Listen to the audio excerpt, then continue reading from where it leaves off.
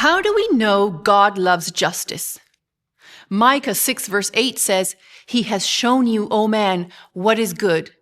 And what does the Lord require of you but to do justly, to love mercy, and to walk humbly with your God?" Now, just as a quick disclaimer, we're not talking about what is required for salvation.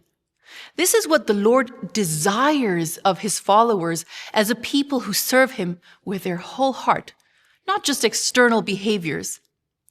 This verse is not new information that God is expressing. It is basically an expression of the Decalogue, where doing justice and expressing mercy refers to the last 6 commandments, and the first 4 commandments are reflected in walking humbly with our God. In one way or another, these have been the requirements of God since the beginning of time. Perhaps you struggle to know what it means to do justly in your daily walk as a Christian. I mean, after all, we're not all governors or lawyers or judges in the courtroom. So what do we do? As Christians, doing justly means that we try to create a world where all people have equal opportunity to fully develop the gifts that God has placed within them. Doing justly is leaving no stone unturned to help create a level playing field for everyone, because everyone is a child of God, regardless of their ethnicity, economic status, religion, gender, and anything else. I know that the term for diversity, equity, and inclusion, or DEI, has been heavily politicized recently, but at its core, it is consistent with Micah 6 verse 8.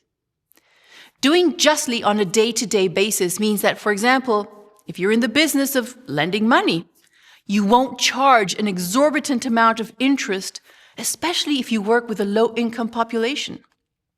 Or it might mean that you'll take in the foster child that has no home to go to.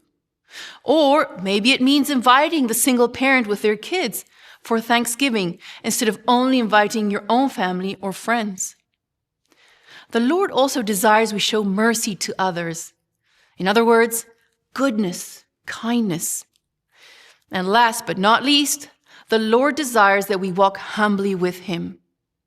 Another way of translating humbly is circumspectly, or with caution, carefully.